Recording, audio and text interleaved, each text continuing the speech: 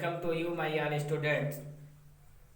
जैसा कि हम सब जानते हैं कि आप सब क्लास 10th पास आउट हो चुके हैं। अब हमें क्लास 11th की पढ़ाई करनी है।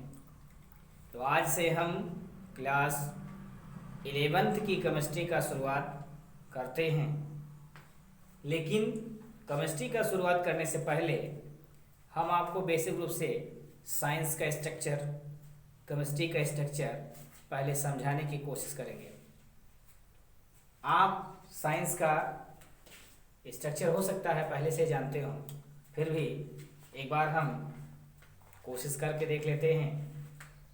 जैसा कि आप जानते हैं कि साइंस, जिसे हम हिंदी में विज्ञान कहते हैं, विज्ञान की बहुत सी परिभाषाएं आपको पता होगी।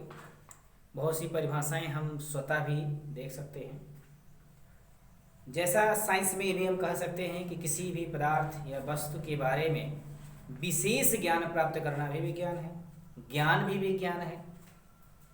और अगर हम सिस्टमेटिक ढंग से लिखना चाहें तो हम कह सकते हैं कि किसी पदार्थ अथवा प्रक्रिया का, किसी पदार्थ अथवा प्रक्रिया का क्रमबद्ध, सुव्यवस्थित एवं परिष्कृत ज्ञान विज्ञान कहलाता है। एक बार फिर से सुन लीजिए कि किसी पदार्थ अथवा प्रक्रिया का क्रमबद्ध, सुव्यवस्थित एवं परिष्कृत ज्ञान विज्ञान कहलाता है। और अगर हम एक परिभाषा देखना चाहें तो हम ये कह सकते हैं कि किसी परिघटना अथवा वस्तु के विषय में प्रयोगों, प्रेक्षणों तथा उनकी व्याख्या के द्वारा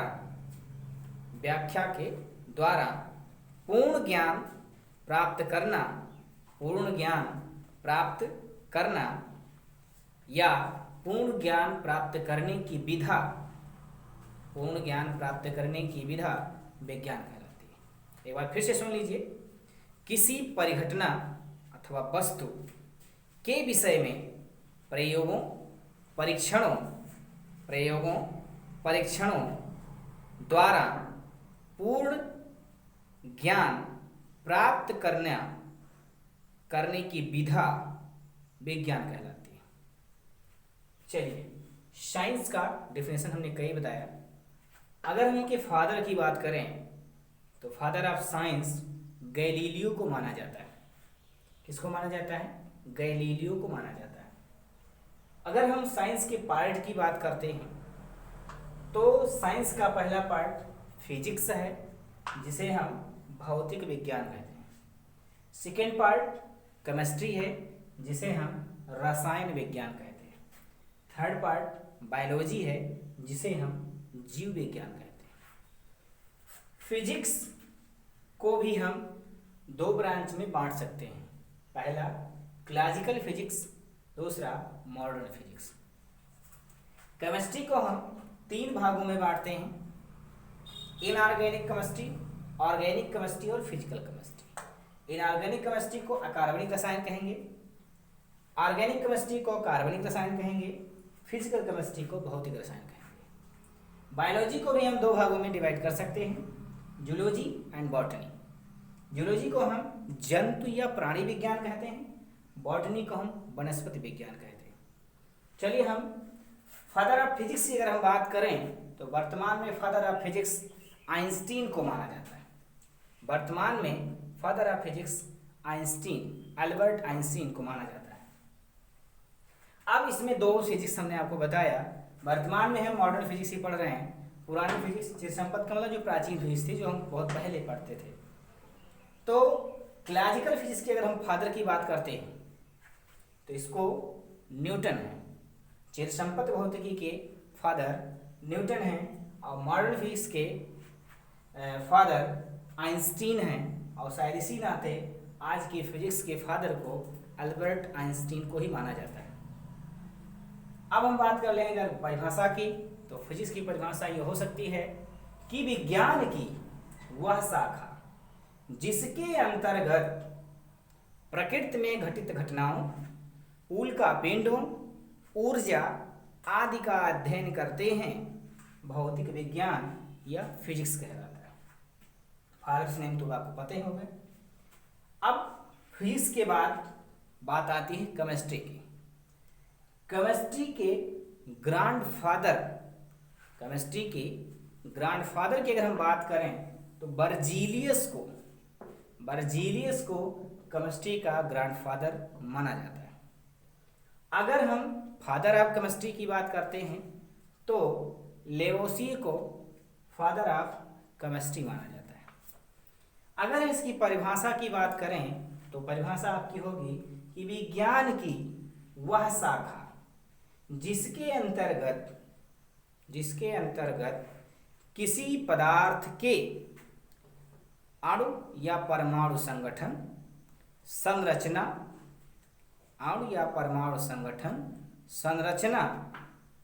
गुणधर्म एवं उसके द्वारा संपन्न की जा रही अन्योन्य क्रियाओं का अध्ययन करते हैं, रसायन विज्ञान कहलाता है। एक बार फिर से रिपीट करेंगे। विज्ञान की वह शाखा जिसके अंतर्गत किसी पदार्थ के अणुओं या परमाणुओं के संगठन, संरचना, गुणधर्म, उनके द्वारा संपन्न की गई अन्योन्य क्रियाओं का अध्ययन किया जाता है, उसे रसायन विज्ञान या अंग्रेजी में केमिस्ट्री कहते हैं। Chemistry divide into 3 part. First को हम इनऑर्गेनिक केमिस्ट्री कहते हैं, सेकेंड को हम ऑर्गेनिक केमिस्ट्री कहते हैं, थर्ड पार्ट को हम फिजिकल केमिस्ट्री कहते हैं। इनऑर्गेनिक केमिस्ट्री के फादर की अगर हम बात करें तो father of inorganic chemistry Werner है। कौन? वर्नर है। फादर ऑफ ऑर्गेनिक केमिस्ट्री की अगर हम बात करें तो father of organic chemistry Wohler है। कौन? बोहलर है। फादर ऑफ फिजिकल केमिस्ट्री की अगर हम बात करें तो ओस्टवाल्ड को फादर ऑफ फिजिकल केमिस्ट्री माना जाता है। तीनों की परिभाषाओं का अगर हम बात करें तो आपको ये कहना है कि रसायन विज्ञान की वह शाखा जिसके अंतर्गत हम कार्बन को छोड़कर सभी तत्वों और उनके यौगिकों, अणुओं या वे सभी यौगिकों जो अकार्बनिक हों का अध्ययन करते हैं, वो अकार्बनिक रसायन कहलाता है। अगर हम बात करें रसायन विज्ञान के सेकेंड पार्ट की, ऑर्गेनिक केमिस्ट्री की, तो ऑर्गेनिक केमिस्ट्री का डेफिनेशन ये होगा कि रसायन विज्ञान की वह शाखा जिसके अंतर्गत हम हाइड्रोकार्बनों तथा उनके व्युत्पन्नों का अध्ययन करते हैं, कार्बनिक रसायन कहलाता है। या छोटी परिभाषा अगर हम जानना चाहें तो ये भी कह सकते हैं, वो सर्वथा सही नहीं होगा, फिर भी हम अपने जानने के लिए कह सकते हैं कि रसायन विज्ञान की वह शाखा जिसके अंतर्गत कार्बन के यौगिकों का अध्ययन किया जाता है, कार्बनिक रसायन कहलाता है। लेकिन बेटर ये होगा कि आप ये परिभाषा याद रखें कि रसायन विज्ञान की वह शाखा जिसके अंतर्गत हाइड्रोकार्बनों और उनके व्युत्पन्नों का अध्ययन किया जाता है। अब यहाँ बात आती है कि हाइड्रोकार्बन क्या है। तो हाइड्रोकार्बन का डिफिनेशन ये होगा कि वह यौगिक जिसमें केवल कार्बन और हाइड्रोजन ही उपस्थित होते हैं, हाइड्रोकार्बन कहलाते हैं। और हाइड्रोकार्बन व्युत्पन्न का मतलब होता है कि हाइड्रोकार्बनों से उत्पन्न या उनसे बने यौगिक हाइड्रोकार्बन व्युत्पन्न कहलाते हैं। या नॉर्मल भाषा में अगर हम समझना चाहते हैं तो ऐसा समझ लें, हाइड्रोकार्बन व्युत्पन्न वह हैं कि जिसमें कार्बन हाइड्रोजन के अतिरिक्त और भी तत्व उपस्थित होते हैं। तो परिभाषा एक बार फिर से रिपीट करते हुए, रसायन विज्ञान की वह शाखा जिसके अंतर्गत हम हाइड्रोकार्बनों और उनके व्युत्पन्नों का अध्ययन करते हैं, कार्बनिक रसायन या ऑर्गेनिक केमिस्ट्री कहलाती है। केमिस्ट्री के तीसरे पार्ट की अगर हम बात करें, फिजिकल केमिस्ट्री के उनके फादर हैं ओस्टवाल्ड, अभी हमने आपको बताया। अगर हम परिभाषा की बात करें तो आपको कहना है रसायन विज्ञान की वह शाखा जिसके अंतर्गत हम रासायनिक अभिक्रियाओं को प्रभावित करने वाले कारक जैसे ताप, दाब आदि का अध्ययन हम करते हैं, वो भौतिक रसायन कहलाता है। फिर से सोच सकते हैं, रसायन विज्ञान की वह शाखा जिसके अंतर्गत हम रासायनिक अभिक्रियाओं को प्रभावित करने वाले कारक जैसे ताप, दाब आदि का अध्ययन हम करते हैं, वो भौतिक रसायन कहलाता है। अब हम साइंस के तीसरे पार्ट पर आते हैं, बायोलॉजी, जिसे हम हिंदी में जीव विज्ञान कहते हैं। जीव विज्ञान कहते हैं। फादर ऑफ बायोलॉजी की अगर हम बात करें तो फादर ऑफ बायोलॉजी अरस्तु। कौन है? अरस्तु। अगर हम इसके डिफिनेशन की बात करें तो आपको कहना होगा कि विज्ञान की वह शाखा, विज्ञान की वह शाखा जिसके अंतर्गत जीव जंतुओं एवं पेड़ पौधों का अध्ययन किया जाता है, जीव विज्ञान कहलाता है। एक बार फिर से सुन लीजिए, विज्ञान की वह शाखा जिसके अंतर्गत जीव जंतु एवं पेड़ पौधों का अध्ययन किया जाता है, जीव विज्ञान कहलाता है। अब जीव विज्ञान को दो भागों में डिवाइड किया गया है। पहला है जूलॉजी, जूलॉजी और दूसरा है बॉटनी। जूलॉजी को हम हिंदी में जंतु विज्ञान कहेंगे और बॉटनी को हम वनस्पति विज्ञान कहेंगे। जूलॉजी को हम जंतु या प्राणी भी कहते हैं या प्राणी विज्ञान भी कहेंगे। इसके फादर भी अरस्तु ही हैं। फादर ऑफ जूलॉजी की अगर हम बात करें तो भी अरस्तु ही हैं। और फादर ऑफ बॉटनी की बात करें, अगर हम फादर ऑफ बॉटनी की बात करते हैं तो थियोफ्रस्टस। फादर ऑफ बॉटनी कौन है? थियोफ्रस्टस। अगर हम जूलॉजी की परिभाषा की बात करें तो आपको कहना है कि जीव विज्ञान की वह शाखा जिसके अंतर्गत जीव जंतुओं का अध्ययन किया जाता है, वो जंतु या प्राणी विज्ञान कहलाता है। दूसरे की बात अगर हम करें तो फादर ऑफ बॉटनी थियोफ्रस्टस हैं। परिभाषा की अगर हम बात करें तो आपको कहना है कि जीव विज्ञान की वह शाखा जिसके अंतर्गत हम पेड़ पौधों का अध्ययन करते हैं, वो जंतु विज्ञान वनस्पति विज्ञान या बॉटनी कहलाती है। आगे फिर हम आपको बताए हैं कि हमें केमिस्ट्री की शुरुआत करनी है। किसकी शुरुआत करनी है? केमिस्ट्री की। तो हम इस चार्ट को आपने समझ लिया। अब हम आपको केमिस्ट्री की शुरुआत कहाँ से होती है ये बताएंगे। आप अभी तक हमने साइंस के पूरे स्ट्रक्चर को पढ़ लिया। अब हम अपने केमिस्ट्री के स्ट्रक्चर पे अगर बात करें तो हमारी केमिस्ट्री का संपूर्ण स्ट्रक्चर ब्रह्मांड से शुरू होता है। कहाँ से? ब्रह्मांड से शुरू होता है। आपको ये भी बता दें कि अगर हम ब्रह्मांड की परिभाषा का बात करें तो कहना होगा पृथ्वी, जल, अग्नि, वायु से मिलकर बने मंडल को ब्रह्मांड कहते हैं। ब्रह्मांड में बहुत सारी चीज़ें हैं, सारे के सारे ग्रह ब्रह्मांड के ही अंतर्गत आते हैं। ग्रह में एक पृथ्वी भी हमारी है। और ब्रह्मांड प्रमुख रूप से दो घटकों से बना हुआ है। पहला द्रव्य या पदार्थ, जिसे हम अंग्रेजी में मैटर कहेंगे। दूसरा ऊर्जा, जिसे हम अंग्रेजी में एनर्जी कहते हैं। मैटर को हम दो प्रकार से वर्गीकृत कर सकते हैं। फर्स्ट फिजिकल क्लासिफिकेशन और सेकेंड केमिकल क्लासिफिकेशन। परिभाषा में अगर कहें तो हम कह सकते हैं कि पदार्थ को भौतिक वर्गीकरण के अनुसार तीन भागों में बांटा गया। फिर से सुनिएगा, द्रव्य, पदार्थ या मैटर। द्रव्य या पदार्थ, जिसे हम अंग्रेजी में मैटर कहते हैं, को भौतिक वर्गीकरण के अनुसार तीन भागों में बांटा गया है। फर्स्ट है सॉलिड, सेकेंड है लिक्विड और थर्ड है गैस।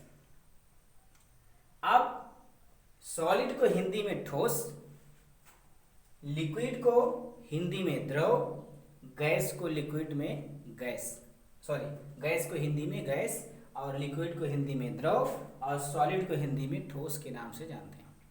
अगर हम परिभाषा की बात करें तो आपको कहना है कि द्रव्य का वह रूप, अगर हम ठोस की परिभाषा की बात करें तो आपको कहना होगा कि द्रव्य का वह रूप जिसके आकार एवं आयतन, द्रव्य का वह रूप जिसका आकार एवं आयतन दोनों निश्चित होता है, ठोस कहलाता है। अगर उदाहरण के तौर पे हम देखें, जैसे ये डस्टर है, ये डस्टर की जो साइज है, जैसे आपको कहा गया आकार एवं आयतन, इसका जो आयतन है और इसका जो आकार है, इसे हम कितने भी दिन तक कहीं भी रख दें तो इसके आकार और आयतन में कोई परिवर्तन नहीं होगा। ऐसा नहीं है कि ये गोल हो जाएगा या पतला हो जाएगा या छोटा हो जाएगा, ये चीज़ हमेशा बरकरार बनी रहेगी। अगर हम द्रव की बात करें, द्रव की परिभाषा की, तो द्रव की परिभाषा है कि द्रव्य का वह रूप जिसका आयतन निश्चित होता है परंतु आकार निश्चित नहीं होता। उसका उदाहरण हम जल ले सकते हैं, वाटर। अगर हम 1 लीटर पानी लेते हैं तो पानी 1 लीटर ही होगा। अगर हम उसको थाली में रखेंगे थाली जैसा हो जाएगा, गिलास में रखेंगे गिलास जैसा, बाल्टी में रखेंगे बाल्टी जैसा, बोतल में रखेंगे बोतल जैसा हो जाएगा। अर्थात उसका जो आकार है वो बदल रहा है परंतु उसका आयतन नहीं बदला। अगर हम गैस की परिभाषा की बात करें तो गैस का परिभाषा होगा कि द्रव्य का वह रूप जिसका आकार एवं आयतन दोनों अनिश्चित होते हैं। जैसे गैस तो आप जानते हैं, गैस के तौर पे हम आग से निकले धुएं की बात कर लें, ना तो उसका कोई आकार होता है और ना उसका कोई आयतन होता है। अर्थात द्रव्य का फिजिकल क्लासिफिकेशन हमने पढ़ लिया, हमने आपको परिभाषा भी बता दिया। अब हम बात करें कि द्रव्य का केमिकल क्लासिफिकेशन क्या है। आपको कहना होगा कि द्रव्य को रासायनिक वर्गीकरण के अनुसार 2 भागों में बांटा गया है। पहला शुद्ध पदार्थ और दूसरा मिश्रण। शुद्ध पदार्थ को अंग्रेजी में प्योर सब्सटेंस कहते हैं और मिश्रण को अंग्रेजी में मिक्सचर कहते हैं। प्योर सब्सटेंस की परिभाषा क्या होगी इसे भी हमको जानना जरूरी होगा। तो प्योर सब्सटेंस का मतलब ये हुआ कि जैसे हम जानते हैं कि कोई पदार्थ हमको बनाना होगा, या परिभाषा हम कह सकते हैं कि वह पदार्थ जिनमें प्रत्येक भाग का संगठन स्थिर व निश्चित होता है उसे शुद्ध पदार्थ कहते हैं। अगर दूसरे शब्दों में इसकी परिभाषा हम कहना चाहें तो हम कह सकते हैं कि वह पदार्थ जिनमें केवल एक ही प्रकार के कण उपस्थित होते हैं। फिर से सुनिएगा, वह पदार्थ जिनमें केवल एक ही प्रकार के कण उपस्थित होते हैं उसे शुद्ध पदार्थ कहा जाता है। और मिश्रण की अगर हम बात करें तो इसी परिभाषा को हम कन्वर्ट कर लें, बदल लें, तो हम ये कह सकते हैं कि वह पदार्थ जिसमें कई प्रकार के कण उपस्थित होते हैं उसे हम मिश्रण कहते हैं। जैसे अगर हम कोई पदार्थ बनाए हैं और उसमें जितने भी कण हैं वो सब अलग अलग प्रकार के हैं, अलग अलग गुणधर्म के हैं, अलग अलग नेचर के हैं, तो वो मिश्रण होगा। और अगर एक ही गुणधर्म एक ही समान है, एक ही प्रकार के हैं, तो वो शुद्ध पदार्थ होगा।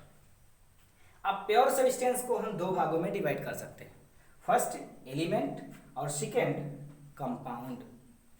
एलिमेंट जैसा कि आप सब पीरियड टेबल में 118 एलिमेंट्स देखे होंगे, तत्वों का नाम जानते होंगे, उनका सिंबल्स भी जानते होंगे, एटॉमिक मास भी जानते होंगे, एटॉमिक नंबर भी जानते होंगे। तत्व की अगर हम परिभाषा की बात करें आपसे तो आपको कहना होगा कि तत्व पदार्थ का वह रूप है या वह मूल रूप है जिससे 2 या 2 से अधिक साधारण पदार्थों में भौतिक या रासायनिक विधियों द्वारा विभाजित नहीं किया जा सकता। फिर से हम कह सकते हैं कि तत्व पदार्थ का वह मूल रूप है जिसे हम भौतिक या रासायनिक विधियों द्वारा विभाजित नहीं कर सकते। ये तत्व की परिभाषा हो गई। अब यौगिक की अगर हम परिभाषा की बात करें तो यौगिक के परिभाषा में आपसे ये कहना होगा कि 2 या 2 से अधिक प्रकार के परमाणुओं के 2 या 2 से अधिक प्रकार के परमाणुओं को एक निश्चित क्रम में मिलाए जाने के बाद जो पदार्थ बनता है उसे यौगिक कहते हैं। अगर हम देहाती भाषा में उदाहरण लेना चाहें तो हम अगर किसी बर्तन में सपोज चीनी रखा हमने, अगर उसमें सारे के सारे दाने चीनी के हैं तो हम उसको चीनी कहेंगे। अब अगर मान लीजिए हमने कोई खाना ही पका लिया अगर हमने चावल पकाया है तो उसको हम चावल बोलेंगे। अब अगर उसी चावल में, जैसे सपोज दैट हमने चावल पकाया, पका करके रख दिया, कोई पूछा कि इसमें क्या है, तो आपको कहना होगा कि चावल है। क्लियर? तो एज ए तत्व मान लीजिए आप। क्यों? क्योंकि इसमें कई प्रकार के कण हैं और इसको हम भौतिक रासायनिक विधियों द्वारा विघटित नहीं कर सकते। चावल को चावल से हम अलग कर पाएंगे? नहीं कर पाएंगे। और उसी चावल का अगर हम खीर बनाएं तो खीर में उसमें हम दूध डालेंगे, पानी डालेंगे, चीनी डालेंगे, मेवा डालेंगे और चावल डालेंगे। लेकिन याद है कि उसमें हर सामान का, हर पदार्थ का एक क्रम है कि हमें सबसे अधिक दूध लेना है, उससे कम पानी लेना है, उससे कम चावल लेना है, उससे कम चीनी लेना है और उससे कम मेवा लेना है। सबका एक क्रम है। ऐसा नहीं कि हमने चावल बहुत अधिक डाल दिया, दूध पानी कम डाला तो खीर नहीं बनेगी। तो इसी नाते मैंने कहा कि यौगिक की परिभाषा ये होगी कि दो या दो से अधिक पदार्थ या प्रकार के परमाणुओं को निश्चित क्रम में मिलाए जाने के बाद जो पदार्थ बनता है उसे हम यौगिक कहते हैं। जिस प्रकार हमने चीनी, चावल, मेवा, दूध, पानी मिला करके खीर बनाया, तो वैसे यहाँ पे कई प्रकार के परमाणुओं को एक निश्चित अनुपात में मिला करके जो हम बनाते हैं उसे कंपाउंड कहेंगे। अब अगर हम एक ही चीज़ यानी चावल के ढेर सारे दाने मिलाए और चावल ही बना तो तत्व हो गया। तत्व और यौगिक की परिभाषा आपने जान ली। तत्व को तीन भागों में बांटा गया है। पहला है मेटल, दूसरा है नॉन मेटल और तीसरा है मेटलॉइड। इसे हम मेटल को हिंदी में धातु कहते हैं और नॉन मेटल को हिंदी में हम अधातु कहते हैं और मेटलॉइड को हिंदी में उपधातु या धात्वान कहते हैं। चलिए हम परिभाषा जान लेते हैं। परिभाषा जानने से पहले हम एक देहाती उदाहरण लेने की कोशिश करते हैं। यदि मैं आपसे पूछूं कि इस वर्ल्ड में पूर्ण रूप से धनी कौन है, पूर्ण रूप से अमीर कौन है, तो आपके दिमाग में शायद इस बात का होगा जिसके पास पैसा हो, अच्छी गाड़ी हो, अच्छा मकान हो। नहीं, वो व्यक्ति अमीर नहीं हो सकता जिसके पास ढेर सारे पैसे हैं, ढेर सारा मकान है, अच्छी गाड़ी है। क्यों? क्योंकि अगर उसको हम वो बेच दे या किसी को दान में दे दे तो एक पल में वो भिखारी भी हो जाएगा। तो आपके दिमाग में होगा कि ऐसी क्या परिभाषा होगी अमीर की? अमीर की परिभाषा ये हो सकती है कि वह व्यक्ति जो कितना भी दान कर दे, कितना भी लुटा दे, फिर भी उसका धन खत्म ना हो। जैसे कि हमारा देश, दुश्मनों ने कितना भी लूटा लेकिन आज भी हम अमीर के अमीर ही हैं। जैसा कि समुद्र का पानी कितना भी हम निकाल लें कभी खत्म नहीं होगा। जैसा कि सूर्य के द्वारा दी गया प्रकाश, उसको कितना भी हम खर्च कर लें लेकिन वो समाप्त नहीं होगा। अब हमने इसको क्यों बताया? ऐसे ही कुछ परिभाषा हमारे धातु की है। धातु की परिभाषा होती है कि वह तत्व अर्थात वह व्यक्ति जो एक या एक से अधिक इलेक्ट्रॉन त्यागने के बाद भी धनायन बनाने की प्रवृत्ति रखते हैं, वो धातु कहलाते हैं। फिर से सुनिएगा, वह तत्व या पदार्थ जो एक या एक से अधिक इलेक्ट्रॉन त्यागने के बाद, दान करने के बाद भी धनायन बनाने यानी अमीर रहने की क्षमता रखते हैं, वो धातु कहलाते हैं। जैसे हमने आपको बताया भी कि ओरिजिनल में वही है कि कितना भी दान करे भी उसके पास बैलेंस रहे, ऐसा नहीं कि भिखारी हो जाए। आगे हम बात करें, इसी का ठीक उल्टा हम बात करेंगे अधातु की परिभाषा की। अधातु की परिभाषा यह होगी कि वह तत्व या पदार्थ जो एक या एक से अधिक इलेक्ट्रॉन लेने के बाद भी ऋणायन बनाने की क्षमता रखते हो। जैसे कि ह्यूमन बॉडी, उसको कितना भी धन, कितना भी रुपया, कितना भी सामान मिल जाए पर वो ईश्वर से हमेशा मांगता ही रहता है कि हमें और मिल जाए। कभी उसने ये नहीं कहा कि हमें, हे ईश्वर हमको आपने सब कुछ दे दिया, अब जो गरीब हो उसको दे दीजिए। तो भिखारी वही है कि जो कितना भी पा जाए फिर भी संतुष्ट ना हो, वो भिखारी है। और जो कितना भी दे दे, दान कर दे, फिर भी देता ही रहे, कभी भिखारी ना हो, वो अमीर है। तो जैसे अमीर के उदाहरण के हिसाब से आपका परिभाषा तत्व धातु का है, और गरीब के हिसाब से अधातु का है। धातु अधातु की परिभाषा एक बार फिर से रिपीट करेंगे कि वह तत्व या पदार्थ जो एक या से अधिक इलेक्ट्रॉन दान करने के बाद या त्याग करने के बाद धनायन बनाने की क्षमता रखते हैं, धातु कहलाते हैं। जो एक या एक से अधिक प्रकार के इलेक्ट्रॉन को ग्रहण करने के बाद भी ऋणायन बनाने की क्षमता रखते हैं, अर्थात गरीब बने रहने की क्षमता रखते हैं, वो अधातु कहलाते हैं। अब उपधातु की बात हम कर लेते हैं। उपधातु की परिभाषा आपको कहनी है कि वह तत्व या पदार्थ जो धनायन और ऋणायन दोनों प्रकार की क्षमता को रखते हैं, वो उपधातु कहलाते हैं। ये बात हो गई आपके एलिमेंट के टाइप की। यौगिक, जिसे हम अंग्रेजी में कंपाउंड कहेंगे। यौगिक की परिभाषा में आपको बता चुका हूँ कि दो या दो से अधिक प्रकार के परमाणुओं को एक निश्चित क्रम में मिलाए जाने के बाद बने पदार्थ को कंपाउंड कहते हैं। कंपाउंड को दो भागों में बांटा गया है। फर्स्ट अकार्बनिक यौगिक और सेकंड कार्बनिक यौगिक। फर्स्ट कार्बनिक यौगिक और सेकंड अकार्बनिक पहला और दूसरा कार्बनिक यौगिक। अकार्बनिक यौगिक की परिभाषा अगर आपको बतानी होगी तो आप हमेशा कहेंगे कि वह यौगिक जो पृथ्वी की भू प्रॉपर्टी से प्राप्त होते हैं अकार्बनिक यौगिक कहलाते हैं। वह यौगिक जो पृथ्वी की भू प्रॉपर्टी से प्राप्त होते हैं अकार्बनिक यौगिक कहलाते हैं। और अगर कार्बनिक यौगिक की परिभाषा आपसे पूछी जाए तो आपको कहना होगा हाइड्रोकार्बन तथा हाइड्रोकार्बन व्युत्पन्नों को कार्बनिक यौगिक कहते हैं। हाइड्रोकार्बन तथा हाइड्रोकार्बन व्युत्पन्नों को कार्बनिक यौगिक कहते हैं। जैसा कि अभी हमने थोड़ी देर पहले आपको ऑर्गेनिक केमिस्ट्री का डेफिनेशन बताते समय बताया था कि हाइड्रोकार्बन तथा हाइड्रोकार्बन व्युत्पन्नों का अध्ययन इसमें करते हैं, उसे हम कार्बनिक रसायन कहेंगे। और हाइड्रोकार्बन और हाइड्रोकार्बन व्युत्पन्न को ही ऑर्गेनिक कंपाउंड कहते हैं। ये था हमारे केमिकल क्लासिफिकेशन के फर्स्ट पार्ट का वर्गीकरण, फर्स्ट पार्ट की परिभाषा। सेकंड पार्ट हमारा है मिक्सचर। मिक्सचर की परिभाषा हमने आपको बता दिया है कि वह पदार्थ जिसमें कई प्रकार के परमाणु मिले हों उसे हम मिक्सचर कहें। मिक्सचर को हम दो भागों में बांट सकते हैं। पहला है होमोजेनस और दूसरा है हेट्रोजेनस। होमोजेनस का मतलब होता है समांगी मिश्रण और हेट्रोजेनस का मतलब होता है विषमांगी मिश्रण। समांगी मिश्रण की अगर परिभाषा हम बात करें तो आपको कहना होगा कि दो या दो से अधिक पदार्थों को अगर हम दो या दो से अधिक पदार्थ संयोग करके एक दूसरे में मिलकर एक नए पदार्थ का या एक विलयन का निर्माण करते हैं उसे हम समांगी मिश्रण कहते हैं। अगर हम दो या दो से अधिक पदार्थों को संयोग कराएं और एक दूसरे में विलय ना हो वो आपके विषमांगी मिश्रण कहलाएंगे। जैसे हम बता भी सकते हैं आपको कि नमक ले लीजिए और पानी ले लीजिए, एक में मिलाइए तो वो दोनों दूसरे में मिल जाते हैं और आपको मिल जाता है घोल। अगर चीनी पानी मिलाएंगे तो भी वो दूसरे में विलय हो गया और आपको एक घोल मिल गया जिसे हम विलयन कहें। और इसी में बात आती है विलयन विलय विलायक। एक सूत्र भी आपको मालूम होगा कि विलयन बराबर विलय प्लस विलायक। अब बात आई कि विलयन क्या है, विलय क्या है, विलायक क्या है, तो हम शरबत का एक उदाहरण लेकर के आपको बता देते हैं।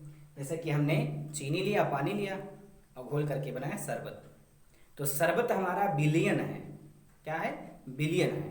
और उस शरबत में जिसकी मात्रा सबसे कम है वो विलेय है, जिसकी मात्रा सबसे ज़्यादा है वो विलायक है। जैसे शरबत में सबसे कम चीनी है तो चीनी विलेय हो गया और पानी विलायक हो गया। अगर हम विषमांगी मिश्रण की बात करें तो हमने आपसे कहा कि जब हम दो या दो से अधिक पदार्थों को मिलाएं तो एक दूसरे में विलय ना हो तो उस घोल को, उस बने घोल को हम विषमांगी मिश्रण कहेंगे। जैसे हम आपको तेल और पानी दे दें तो वो ऑयल और पानी नहीं मिलेगा। अगर हम आपको बालू और पानी दे दें तो भी वो नहीं मिलेगा। अब आज की इस चार्ट को हमने अच्छे से पढ़ लिया। हम उम्मीद करते हैं कि आप भी अच्छे से पढ़ लिए होंगे, लेकिन हो सकता है कहीं आपको प्रॉब्लम हो तो आप कमेंट करके हमसे पूछ सकते हैं। इसके बाद डेफिनेशन भी हमने बता दिया है। अगली टॉपिक हम पढ़ेंगे कल। जैसा कि बहुत से टॉपिक्स इसमें हैं तो आज हम अपनी टॉपिक यहीं पे समाप्त करते हैं।